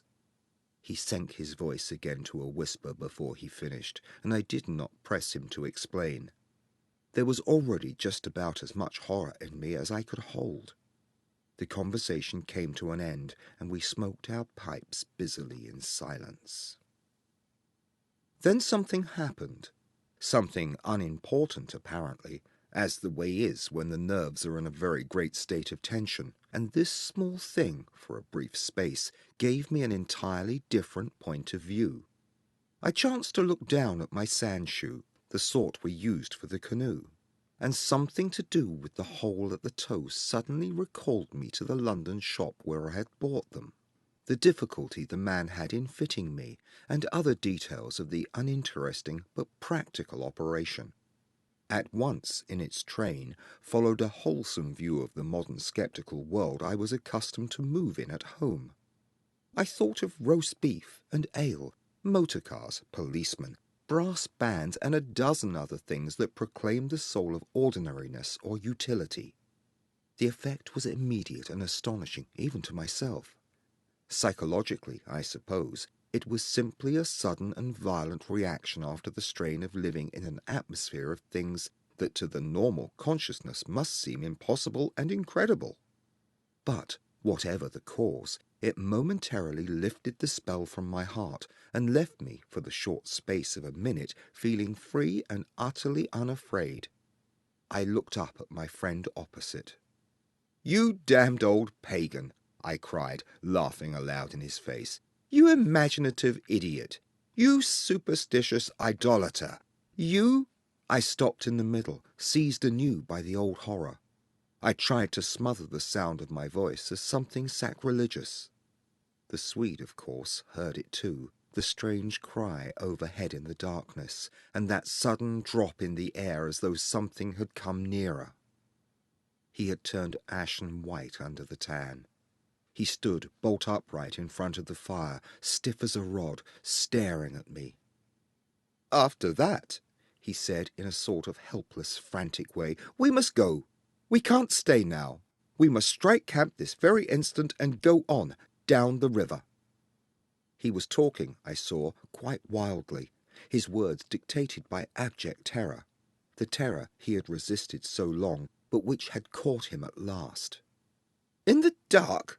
I exclaimed, shaking with fear after my hysterical outburst, but still realizing our position better than he did. "Sheer madness! The river's in flood, and we've only got a single paddle. Besides, we only go deeper into their country. There's nothing ahead for 50 miles but willows, willows, willows!" He sat down again in a state of semi-collapse. The positions, by one of the kaleidoscopic changes nature loves, were suddenly reversed, and the control of our forces passed over into my hands. His mind at last had reached the point where it was beginning to weaken. "What on earth possessed you to do such a thing?" he whispered with the awe of genuine terror in his voice and face. I crossed round to his side of the fire. I took both his hands in mine, kneeling down beside him and looking straight into his frightened eyes. "We will make one more blaze," I said firmly, "and then turn in for the night. At sunrise we'll be off full speed for Cormon. Now, pull yourself together a bit. and remember your own advice about not thinking fear." He said no more, and I saw that he would agree and obey. In some measure, too, it was a sort of relief to get up and make an excursion into the darkness for more wood. We kept close together, almost touching, groping among the bushes and along the bank. The humming overhead never ceased, but seemed to me to grow louder as we increased our distance from the fire. It was shivery work. We were grubbing away in the middle of a thickish clump of willows where some driftwood from a former flood had caught high among the branches, when my body was seized in a grip that made me half drop upon the sand. It was the Swede. He had fallen against me and was clutching me for support. I heard his breath coming and going in short gasps. "Look, by my soul," he whispered, and for the first time in my experience I knew what it was to hear tears of terror in a human voice. He was pointing to the fire, some 50 feet away. I followed the direction of his finger, and I swear my heart missed a beat. There, in front of the dim glow, something was moving. I saw it through a veil that hung before my eyes, like a gauze-drop curtain used at the back of a theatre, hazily a little. It was neither a human figure nor an animal. To me it gave the strange impression of being as large as several animals grouped together, like horses, 2 or 3, moving slowly. The Swede, too, got a similar result, though expressing it differently, for he thought it was shaped and sized like a clump of willow bushes, rounded at the top and moving all over upon its surface. "Coiling upon itself, like smoke," he said afterwards. "I watched it settle downwards through the bushes," he sobbed at me. "Look, by God, it's coming this way. Oh, oh!" He gave a kind of whistling cry. "They've found us!" I gave one terrified glance, which just enabled me to see that the shadowy form was swinging towards us through the bushes, and then I collapsed backwards with a crash into the branches. These failed, of course, to support my weight, so that with the Swede on top of me, we fell in a struggling heap upon the sand. I really hardly knew what was happening. I was conscious only of a sort of enveloping sensation of icy fear that plucked the nerves out of their fleshy covering, twisted them this way and that, and replaced them quivering. My eyes were tightly shut. Something in my throat choked me, a feeling that my consciousness was expanding, extending out into space, swiftly gave way to another feeling that I was losing it altogether and about to die. An acute spasm of pain passed through me, and I was aware that the Swede had hold of me in such a way that he hurt me abominably. It was the way he caught at me in falling. But it was the pain, he declared afterwards, that saved me. It caused me to forget them and think of something else at the very instant when they were about to find me. It concealed my mind from them at the moment of discovery, yet just in time to evade their terrible seizing of me. He himself, he says, actually swooned at the same moment, and that was what saved him. I only know that at a later date, how long or short is impossible to say, I found myself scrambling up out of the slippery network of willow branches, and saw my companion standing in front of me, holding out a hand to assist me. I stared at him in a dazed way, rubbing the arm he had twisted for me. Nothing came to me to say, somehow. "I lost consciousness for a moment or two," I heard him say. "That's what saved me. It made me stop thinking about them." "You nearly broke my arm in two," I said, uttering my only connected thought at the moment. A numbness came over me. "That's what saved you," he replied. "Between us, we've managed to set them off on a false track somewhere. The humming has ceased. It's gone. For the moment, at any rate." A wave of hysterical laughter seized me again, and this time spread to my friend, too. Great healing gusts of shaking laughter that brought a tremendous sense of relief in their train. We made our way back to the fire and put the wood on so it blazed at once. Then we saw that the tent had fallen over and lay in a tangled heap upon the ground. We picked it up, and during the process tripped more than once and caught our feet in the sand. "It's those sand funnels," exclaimed the Swede, when the tent was up again and the firelight lit up the ground for several yards around us. "And look at the size of them!" All around the tent and about the fireplace where we had seen the moving shadows, there were deep, funnel-shaped hollows in the sand, exactly similar to the ones we had already found over the island, only far bigger and deeper, beautifully formed, and wide enough in some instances to admit the whole of my foot and leg. Neither of us said a word. We both knew that sleep was the safest thing we could do, and to bed we went accordingly without further delay, having first thrown sand on the fire and taken the provision sack and the paddle inside the tent with us. The canoe, too, we propped in such a way at the end of the tent that our feet touched it, and the least motion would disturb and wake us. In case of emergency, too, we again went to bed in our clothes, ready for a sudden start.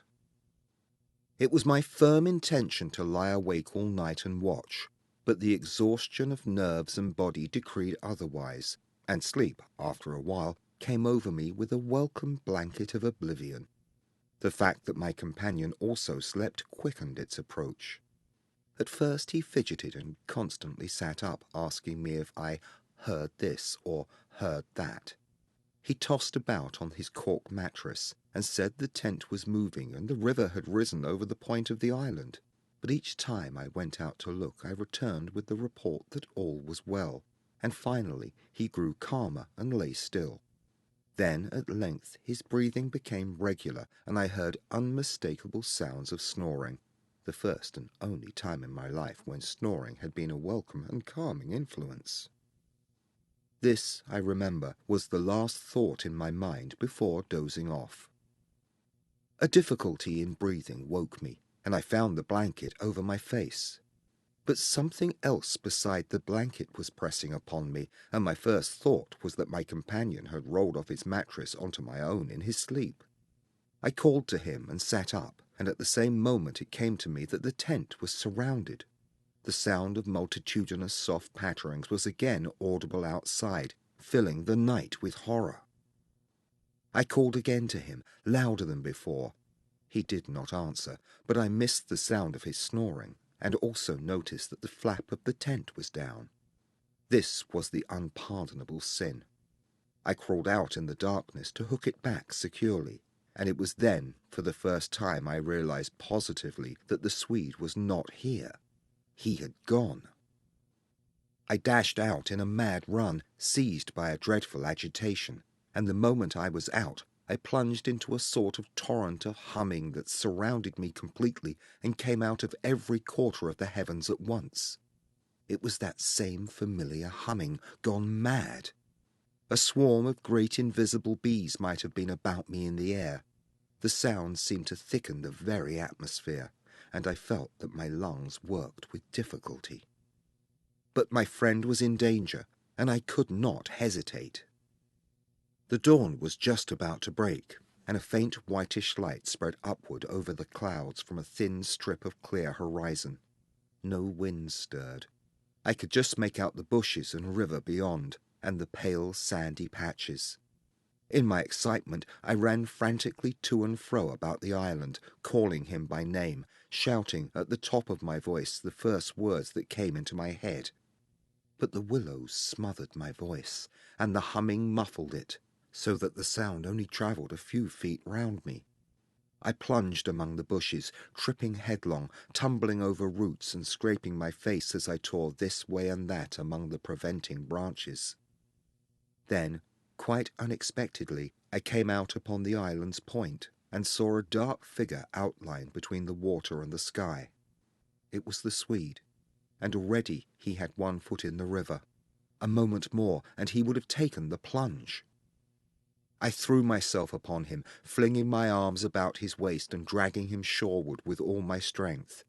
Of course, he struggled furiously, making a noise all the time, just like that cursed humming, and using the most outlandish phrases in his anger about going inside to them, and taking the way of the water and the wind, and God only knows what more besides, that I tried in vain to recall afterwards, but which turned me sick with horror and amazement as I listened.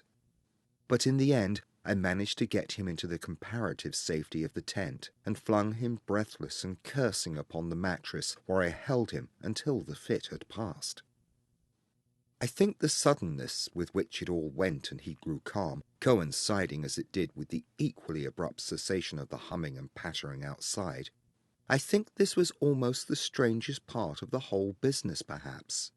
For he had just opened his eyes and turned his tired face up to me, so that the dawn threw a pale light upon it through the doorway, and said, for all the world just like a frightened child, "My life, old man, it's my life I owe you. But it's all over now anyhow. They've found a victim in our place." Then he dropped back upon his blankets and went to sleep literally under my eyes. He simply collapsed and began to snore again as healthily as though nothing had happened, and he had never tried to offer his own life as a sacrifice by drowning. And when the sunlight woke him 3 hours later, hours of ceaseless vigil for me, it became so clear to me that he remembered absolutely nothing of what he attempted to do that I deemed it wise to hold my peace and ask no dangerous questions. He woke naturally and easily, as I have said, when the sun was already high in a windless hot sky, and he at once got up and set about the preparation of the fire for breakfast. I followed him anxiously at bathing, but he did not attempt to plunge in, merely dipping his head and making some remark about the extra coldness of the water. "River's falling at last," he said, "and I'm glad of it." "The humming has stopped too," I said. He looked up at me quietly with his normal expression. Evidently he remembered everything except his own attempt at suicide. "Everything has stopped," he said, "because—" He hesitated, but I knew some reference to that remark he had made just before he fainted was in his mind, and I was determined to know it. "Because they've found another victim," I said, forcing a little laugh. "Exactly," he answered. "Exactly. I feel as positive of it as though I feel quite safe again, I mean," he finished. He began to look curiously about him. The sunlight lay in hot patches on the sand. There was no wind. The willows were motionless. He slowly rose to his feet. "Come," he said. "I think if we look, we shall find it." He started off at a run, and I followed him. He kept to the banks, poking with a stick among the sandy bays and caves and little backwaters, myself always close on his heels. "Ah!" he exclaimed presently. "Ah!" The tone of his voice somehow brought back to me a vivid sense of the horror of the last 24 hours, and I hurried up to join him. He was pointing with his stick at a large black object that lay half in the water and half on the sand. It appeared to be caught by some twisted willow roots, so that the river could not sweep it away. A few hours before, the spot must have been under water. "See," he said quietly, "the victim that made our escape possible." And when I peered across his shoulder, I saw that his stick rested on the body of a man. He turned it over. It was the corpse of a peasant, and the face was hidden in the sand. Clearly, the man had been drowned but a few hours before, and his body must have been swept down upon the island somewhere about the hour of dawn, at the very time the fit had passed.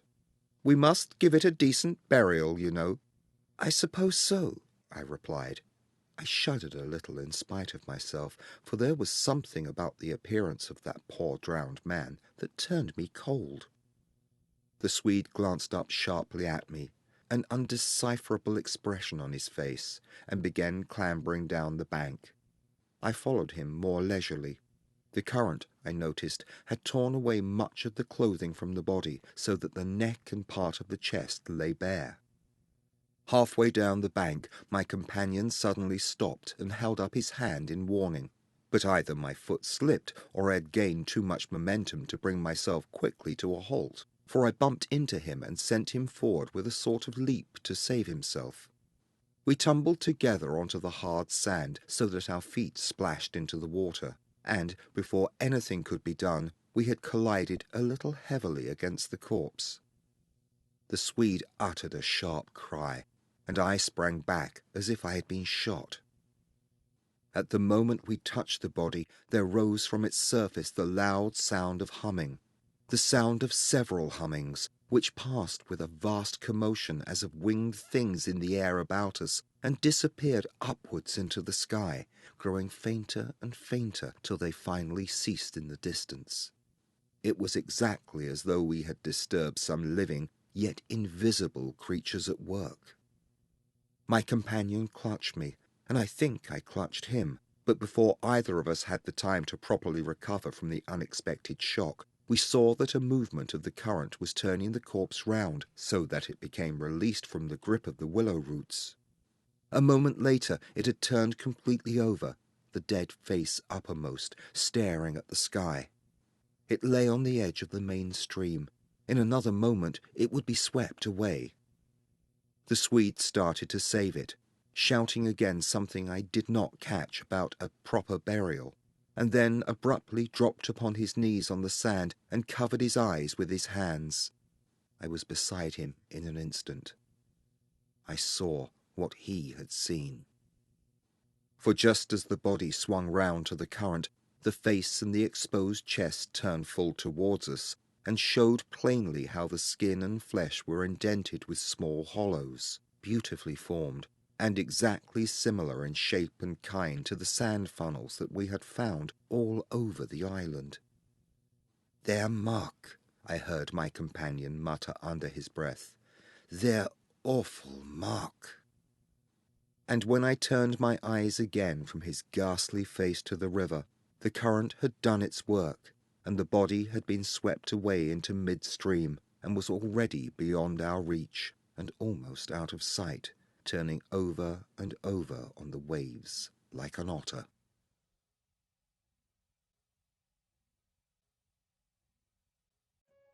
Thanks for listening.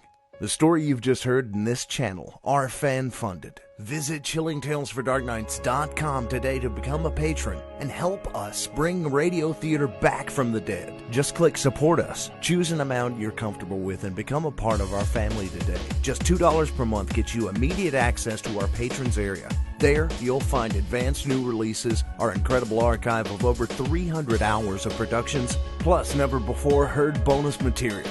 Best of all, it's totally ad-free and in HD MP3 format.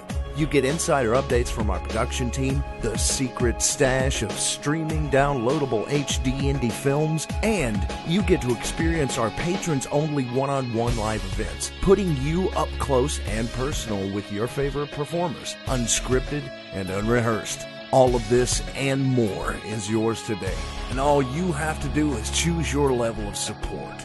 Go to chillingtalesfordarknights.com now and join us as we turn off the lights and turn on the dark.